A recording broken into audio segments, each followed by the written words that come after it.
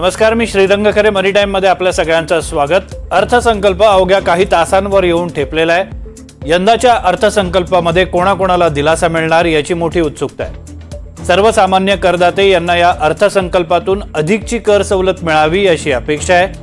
1 फेब्रुवारीला आपण दिवसभर अर्थसंकल्प आणि त्याचं सोप्या भाषेमध्ये विश्लेषण तज्ञांकडून जाणून घेणार आहोत।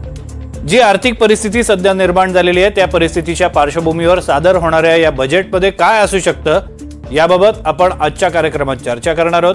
मात्र त्याआधी पाहूया आजच्या टॉप 10 बिझनेस न्यूज। अमेरिकेच्या कायदे विभागानं गौतम अदानींविरोधात कायदेशीर कारवाईला सुरुवात केली आहे। ही एक मोठी चूक असल्याचं फोर्ब्सनं म्हटलेलं आहे। हा निर्णय भूराजकीय आणि धोरणात्मक चूक असल्याचं फोर्ब्सनं प्रसिद्ध केलेल्या एका लेखात म्हटलेलं आहे। अमेरिका चीनला पर्याय शोधत असताना भारतीय कंपन्यांवर असे आरोप करणं किंवा कारवाई करणं हे उभय देशांच्या संबंधांवर देखील परिणाम करणारं ठरू शकतं, असं लेखक मेलिक कायलान यांनी म्हटलेलं आहे।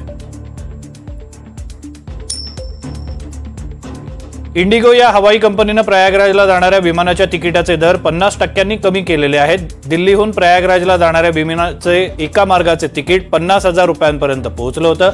इतर शहरांहून प्रयागराजला जाणाऱ्या तिकिटांचे दरही अशाच पद्धतीनं गगनाला भिडले आहेत। यावरून सरकारवर चहूबाजूने टीका केली जात होती। यामुळे डीजीसीएने हवाई कंपन्यांना तिकिटाचे दर कमी करण्याचे आदेश दिले होते। फेब्रुवारी महिन्यामध्ये पतधोरण आढावा घेतला जाणार आहे। या बैठकीमध्ये काही धक्कादायक निर्णय घेतले जातील अशी शक्यता जेफ्रीज या ब्रोकरेज फर्मनं वर्तवलेली आहे। रिझर्व्ह बँक वाढीला पूरक भूमिका घेण्याची शक्यता वर्तवण्यात येते। बाजारामध्ये अधिक चलन तरलता यावी यासाठी आरबीआयनं घेतलेला निर्णय हा सकारात्मक निर्णय असल्याचं जेफ्रीजचं म्हणणं आहे। अमेरिकेच्या मध्यवर्ती बँकेनं दरांमध्ये कोणताही बदल न करण्याचा निर्णय घेतला। यापूर्वी अमेरिकेच्या मध्यवर्ती बँकेनं व्याजदर 4.25% वरून 4% आणले होते। महागाईशी मुकाबला करण्यासाठी हा निर्णय घेतल्याचं सांगण्यात आलेलं होतं। अमेरिकेच्या फेडरल रिझर्व्हच्या आज झालेल्या बैठकीनंतर चेअरमन जेरोम पॉवेल यांनी महागाई दर अजूनही जास्त असल्याचं म्हटलेलं आहे। अदानी पोर्ट आणि एसईझेडने डिसेंबरचे तिमाही निकाल प्रसिद्ध केलेले आहेत। यामध्ये कंपनीचा नफा 14.1% वाढला असल्याचं सांगण्यात आलंय। गेल्या वर्षीच्या तुलनेत यंदाच्या वर्षी कंपनीचं उत्पन्न 15.07% वाढल्याचंही दिसून आलेलं आहे।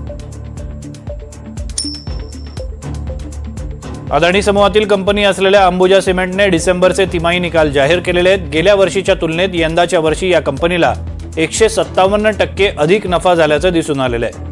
डिसेंबरच्या तिमाहीमध्ये कंपनीचा नफा 824 कोटी रुपयांवरून आता 2115 कोटींवर पोहोचलेला आहे।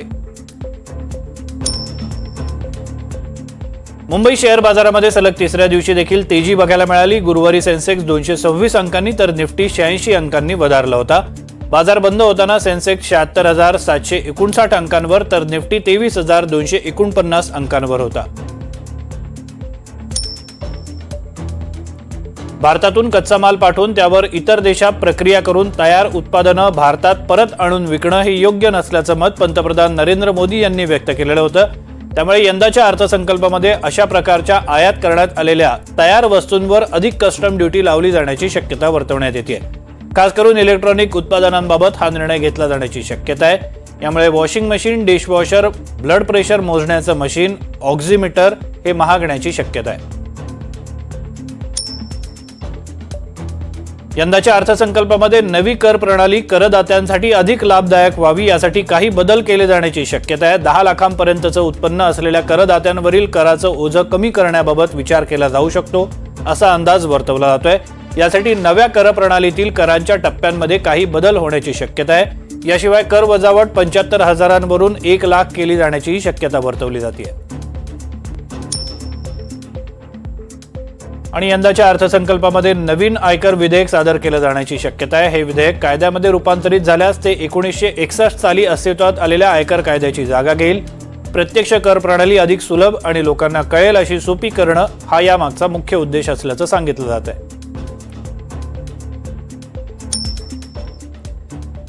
आणि आजच्या कार्यक्रमात आम्ही आमंत्रित केलेलं आहे पेशाने सीए असलेले आणि अर्थतज्ञ अभिजित केळकर यांना। अभिजित केळकर हे महाराष्ट्र इकॉनॉमिक डेव्हलपमेंट काउन्सिलचे उपाध्यक्ष आहेत। महाराष्ट्र आणि देशाच्या अर्थव्यवस्थेचा त्यांचा अत्यंत गाढा अभ्यास आहे। सर, स्वागत आहे तुमचं या शोमध्ये. सगळ्यात पहिला प्रश्न, जागतिक अर्थव्यवस्थांमध्ये फारशी तेजी नसताना गेली 3 वर्ष भारतीय अर्थव्यवस्था ही समाधानकारक वेगाने वाढताना दिसलेली आहे. पण यंदा हे चित्र बदललेलं बघायला मिळतंय. अर्थव्यवस्थेचा विकासाचा दर हवा तसा वाढताना दिसत नाहीये. याचा एक सर्वसामान्य नागरिक किंवा सामान्य गुंतवणूकदार म्हणून कसा परिणाम भोगावा लागतो?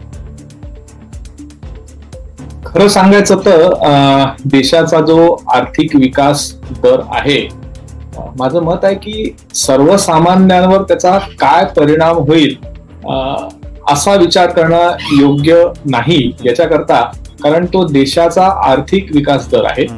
हा जो देशाचा म्हणजे जो एकूण जीडीपी आहे त्याला आपण एकूण जी आपली लोकसंख्या आहे त्यांनी भागलं तर दरडोई उत्पन्न किती आहे हे आपल्याला लक्षात येतं.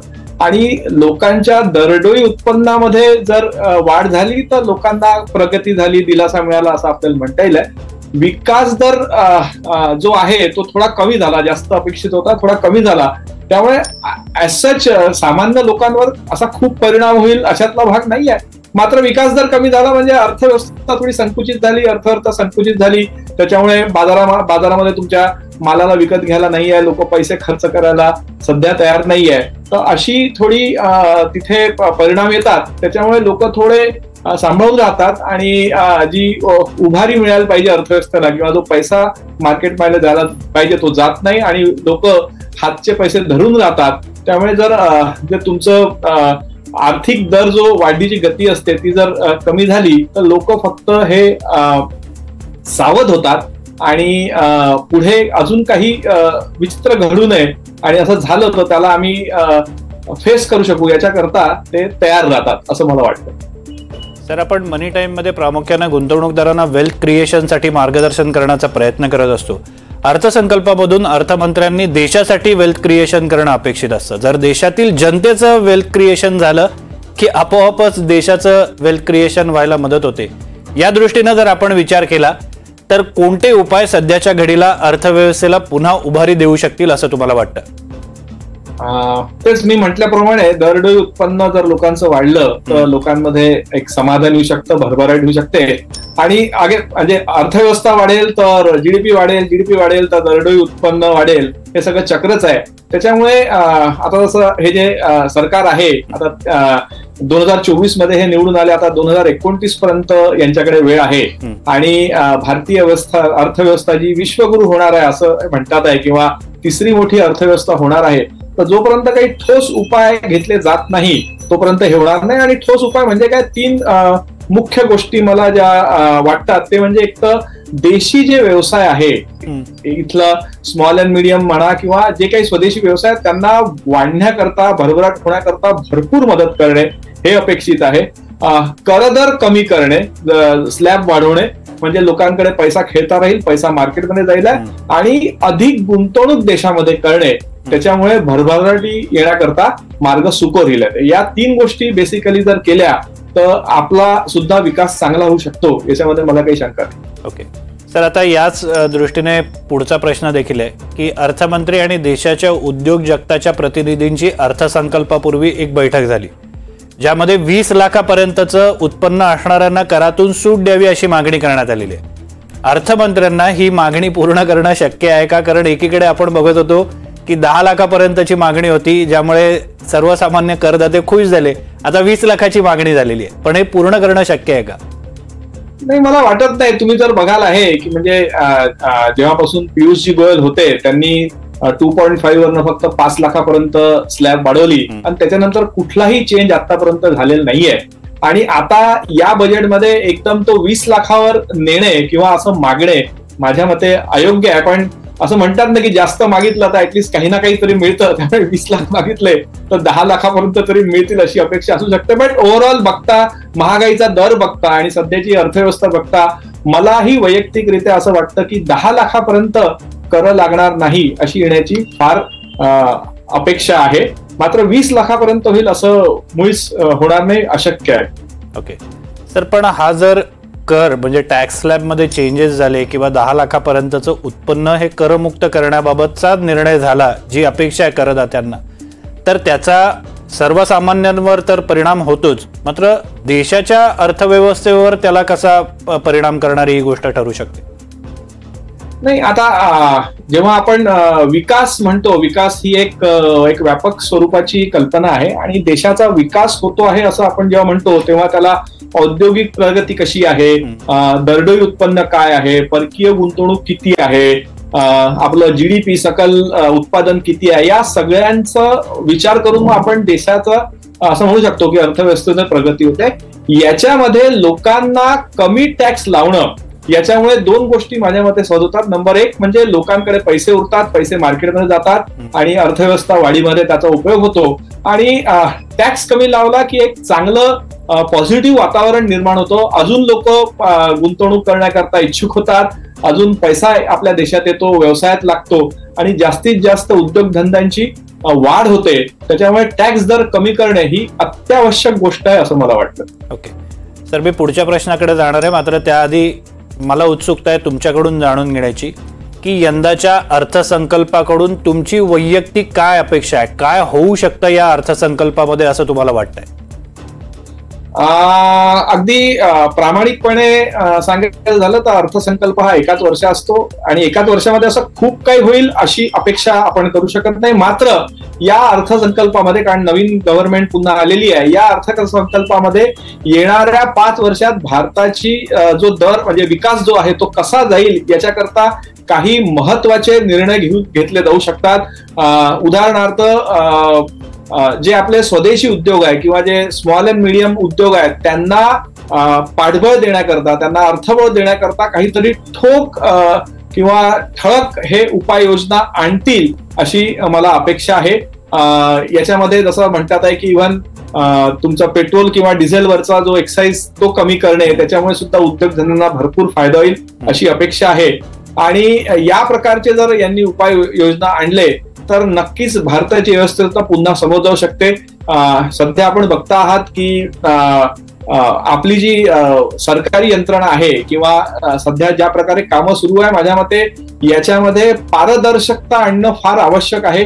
कारण जर पारदर्शकता जर याच्यामध्ये येणार नाही, भ्रष्टाचार कमी होणार नाही, तर तुम्ही काहीही करा, तुमचे जे नवीन नवीन उपाय आहेत हे लोकांपर्यंत पोहोचणार नाही. कर्ज बुडवे यांच्यावर कठोर कारवाई करणं आवश्यक आहे. खूप सारा पैसा तिथे अडकून बसलाय, तो जोपर्यंत होणार नाही तोपर्यंत बँकांमध्ये पैसे येणार नाही.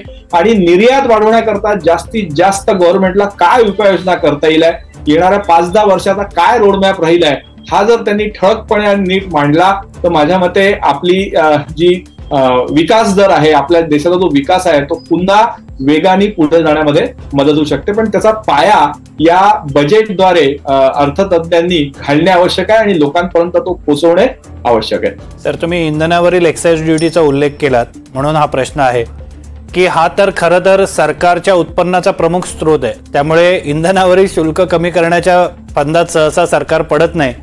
यंदा अर्थव्यवस्थेच्या परिस्थितीकडे बघितल्यानंतर अर्थमंत्री हे पाऊल उचलतील असं तुम्हाला वाटतं का? आणि ते जर उचललं गेलं तर त्याचा फायदा कसा होईल? आपल्या पेट्रोल म्हणा, डिझेल म्हणा किंवा याच्यावरचा जो सरकारचा जो कर असतो, म्हणजे एक सेंट्रल गव्हर्नमेंट सुद्धा लावते आणि स्टेट गव्हर्नमेंट सुद्धा लावते, तर हा दर जो असतो, जो त्याचा आंतरराष्ट्रीय काय दर आहे याच्यावर सुद्धा आणि त्याची मागणी किती आहे याच्यावर तो डिपेंड करतो. आणि तुम्ही म्हटल्याप्रमाणे आहे, सध्या कुठल्याही सरकारला ऑइलवर म्हणा किंवा पेट्रोल डिझेलवर म्हणा जो काही टॅक्स मिळतो तो त्यांचा एक महत्वाचा सोर्स आहे, त्यामुळे त्याला हात लावणं इतकं सहज नाहीये. मात्र हा जो ऑइल आहे हा फार महत्वाचा घटक आहे. तो उद्योगधंदे म्हणा किंवा बाकी याच्याकरता ऑइल हा फार महत्वाचा घटक आहे.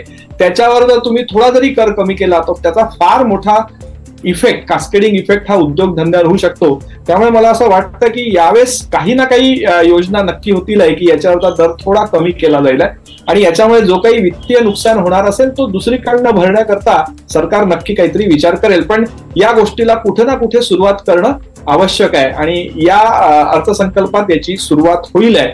कशा प्रकारे होईल ते आता सांगता येत नाही, पण होईल अशी मला पूर्ण अपेक्षा आहे. सर, तुम्ही उत्तरामध्ये SME बद्दल पण उल्लेख केलात, तर लघु आणि मध्यम उद्योजक सध्या बाजारामध्ये असलेल्या खेळत्या भांडवलाच्या कमतरतेमुळे त्यांना त्रास होतोय, त्यांना समस्या भेडसावत आहेत. ही समस्या दूर करण्यासाठी रिझर्व्ह बँकेने काही प्रयत्न केले. त्याच्यामुळे आपण बघतोय की असं म्हटलं जातंय की 2-3 दिवस मार्केट हे तेजीमध्ये, पण त्याचे परिणाम दिसायला अजून कदाचित वेळ लागेल. पण सरकार म्हणून अर्थसंकल्पामध्ये या गोष्टीवर फोकस करून काही निर्णय घेतले जाण्याची शक्यता तुम्हाला वाटते का? खरं सांगायचं तर या अर्थसंकल्पात असा म्हणजे जो थेट ज्याचा लघु आणि मध्यम उद्योगांवर परिणाम होईल असा काही निर्णय होण्याचा शक्यता मला वाटत नाहीये. पण एवढं नक्की आहे की त्यांनी जसं आपल्या इथे आता सध्या नवीन पद्धत आहे की बजेटमध्ये 5 पिलर्स किंवा 5 धोरणं किंवा असं काहीतरी तुमच्या समोर चित्र ठेवलं जातं. एक धोरण फक्त लघु व मध्यम उद्योगांची वाढ करण्याकरता जर असेल आहे आणि त्याच्यामध्ये त्यांनी बरेचसे उपाय योजले, जसं फॉर एक्झाम्पल त्यांना जास्तीत जास्त भांडवल कसं मिळेल याच्याकरता काहीतरी उपाययोजना करणे, त्यांना परदेशी कॉम्पिटिशन कमी व्हावी याच्याकरता काही उपाययोजना करणे, असे काही त्यांनी उपाय आम्ही करणार आहोत असं जरी म्हटलं तरी आपण असं समजू आहे की यांच्याकरता येणाऱ्या काळामध्ये काही ना काही चांगलं होणं अपेक्षित आहे. आणि अशी पॉलिसी आणल्यावर ती ओव्हर द पिरियड म्हणजे 5 वर्ष 10 वर्ष या पिरियड मध्ये तिचा वापर केला तर यांना काही परिणाम होऊ शकतो. मात्र तुमचा जो प्रश्न आहे की असं थेट यांच्यावर काही इफेक्ट होईल आहे आणि याच्यामुळे मार्केटमध्ये एकदम भरारी येईल आहे किंवा भांडवल येईल आहे असा कुठलाही निर्णय ऍटलिस्ट या अर्थसंकल्पात तरी येणार नाही असं मला वाटतं. ओके सर, पुन्हा एकदा सर्वसामान्यांच्या दृष्टीने महत्वाचा प्रश्न की सर्वसामान्य गुंतवणूकदार जे असतात ते आपली गुंतवणूक वाढावी, परतावा जास्त चांगला मिळावा यासाठी सातत्याने प्रयत्न करत असतात. गेल्या काही दिवसांमध्ये विविध परिस्थिती आहे ज्यामुळे त्याच्या गुंतवणुकीला झळ बसताना दिसते. ही गुंतवणूक वाढावी यासाठी केंद्र सरकारनं काही उपाय करणं गरजेचं आहे का? म्हणजे 2-3 गोष्टीच्या अनुषंगाने मी हा प्रश्न विचारतोय. एक तर शेअर बाजार किंवा इक्विटी लिंक ज्या काही गुंतवणुकीचे पर्याय गुंतवणूकदारासमोर असतात तो एक पर्याय. दुसरा करांचा पर्याय जो आपण मगाशी सांगितला त्याच्याबद्दलही पुन्हा थोडासा तुम्ही सांगितलं तर बरं होईल. तिसरा पर्याय म्हणजे ज्याच्याबाबत चिंता व्यक्त केली बँकेतल्या ठेवी. या 3 पैलूंचा जर आपण विचार केला तर तुम्ही याचं कसं उत्तर द्याल? गुंतवणूक पुन्हा हा फार व्यापक शब्द आहे. तुम्ही गुंतवणूक कुठे करता याच्यावर तुमची काय मानसिकता हे अवलंबून असते. जर आपण शेअर मार्केट बद्दल जर विचार केला तर शेअर मार्केटमध्ये नेहमी अर्थव्यवस्था कशी आहे याच्यावर बरेचदा गुंतवणूकदारांची मानसिकता निर्भर करते. तर जर अर्थव्यवस्था चांगले निर्णय घेण्यात आले, निर्णय चांगले आहे असं वाटलं तर नक्कीच बाजारामध्ये एक पॉझिटिव्हिटी येते आणि मार्केट त्याच्यामुळे वधारतं, त्याचा गुंतवणूकदारांना फायदा होतो. तर ज्यांचं शेअर मार्केटमध्ये जे लोक इंटरेस्टेड आहेत त्यांना माहिती आहे की बजेटमध्ये काय यांनी घोषणा केल्या आणि त्याचा काय परिणाम होणार आहे देशावर याचा थोडा आपण अभ्यास केला, थोडी माहिती घेतली तर तुम्हाला लक्षात येऊ शकतं की तुमचा गुंतवणूक जिथे तुम्ही कुठे केली आहे ती कुठे जाणार आहे. त्यामुळे सावध राहणे, शांत राहणे हेच योग्य आहे. नंबर 1, जर बँकांबद्दल बोलाल तर बँकांची गुंतवणूक तसं म्हटलं तर सरकारी बँक जर आपण धरल्या तर ती सेफ आहे.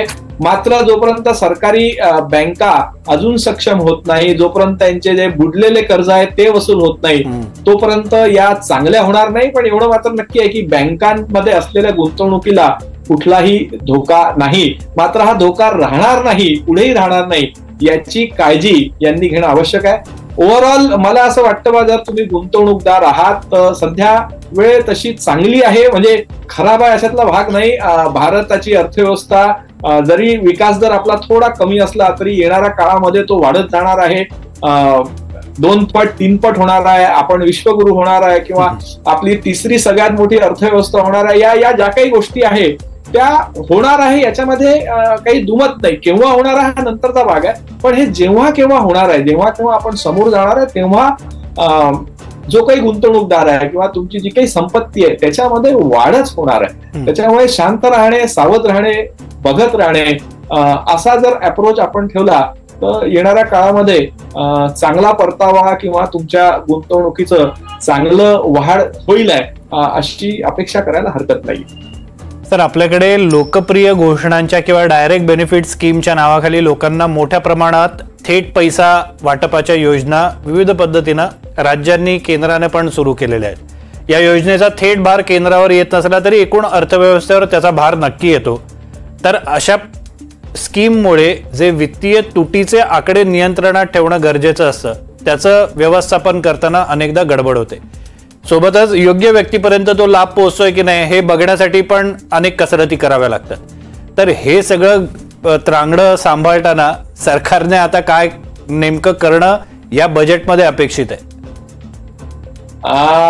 मी पुन्हा म्हणेल बजेटशी तसा याचा डायरेक्ट संबंध नाही. हा सरकारच्या किंवा सत्तेत असलेल्या लोकांच्या मानसिकतेचा प्रश्न आहे. आपला देश तसा फार मोठा आहे, जनता खूप मोठी आहे, हेही सगळ्यांना माहिती आहे की जवळजवळ अर्ध्यापेक्षा जास्त लोक गरीब आहे, गरीब देशाच्या खाली आहे.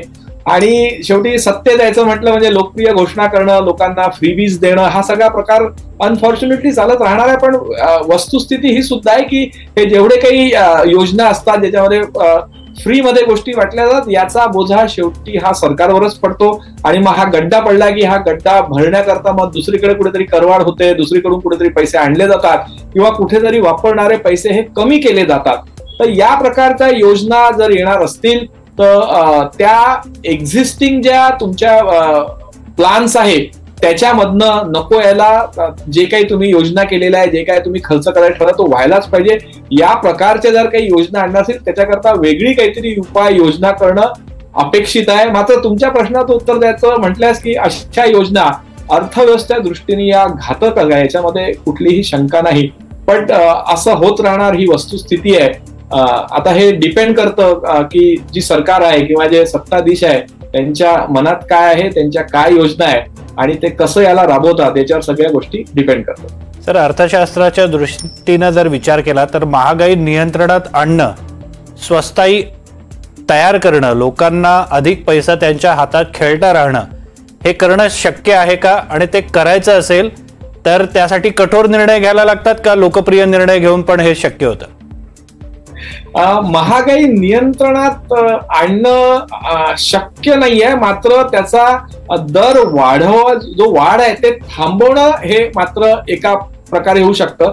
आणि दर वाढवण्याकरता जर वाढल्यावर जर वाढणार असेल तर लोकांना त्रास होऊ नये किंवा लोकांनी त्याला फेस करता यावं, त्यामुळे लोकांच्या हातात तसे पैसे आणणं किंवा लोकांना दुसऱ्या कर सवलती देणं असा प्रकारचा एक समतोल सरकारला करावा लागतो. आणि महागाईचा दर जसं मी म्हटल्याप्रमाणे बऱ्याच गोष्टींवर निर्भर करतो, त्याचप्रमाणे त्याला उत्तर देण्याकरता किंवा त्याला सांभाळण्याकरता, त्याला थोपवून धरण्याकरता बऱ्याचशा उपाययोजना सुद्धा सरकारतर्फे केल्या जाऊ शकतात आणि त्याचा एक साधक परिणाम सुद्धा होतो हे आपण बघितलंय. महागाई दर सध्या ज्या तऱ्हेने वाढते आपल्या देशात म्हणा किंवा परदेशात म्हणा, तर हा सर्वांकरता फार एक महत्वाचा मुद्दा आहे. आणि योग्य वेळी उपाययोजना केल्या गेल्या नाही तर येणारा काळ सामान्य माणसांकरता हा फार प्रॉब्लेमॅटिक राहू शकतो. त्याच्यामुळे त्याच्याकरता जे काही करता येईल ते करणं अपेक्षित आहे. बजेटमध्ये मी म्हटल्याप्रमाणे महागाई रोखण्याकरता जो फार मोठा आणि महत्वाचा मुद्दा आहे, काय यांचं प्लान आहे, येणाऱ्या काळात ते काय करणार आहे आणि त्याच्याकरता काय यांच्या योजना आहे हे ठळकपणे स्पष्टपणे लोकांसमोर आणणं, त्यांना सांगणं आणि येणाऱ्या काळामध्ये त्याच्यावर अंमल करणं हे तितकंच योग्य महत्वाचं आहे असं माझं प्रामाणिक मत आहे. धन्यवाद सर, तुम्ही दिलेल्या संपूर्ण माहितीबद्दल. आपला हा कार्यक्रम शेवटाकडे आलेलो आहे. उद्या आपण परत भेटणार आहोत, मात्र प्री बजेट शो विशेष शो असणार आहे, त्यामुळे तुम्ही पाहत राहा NDTV मराठी.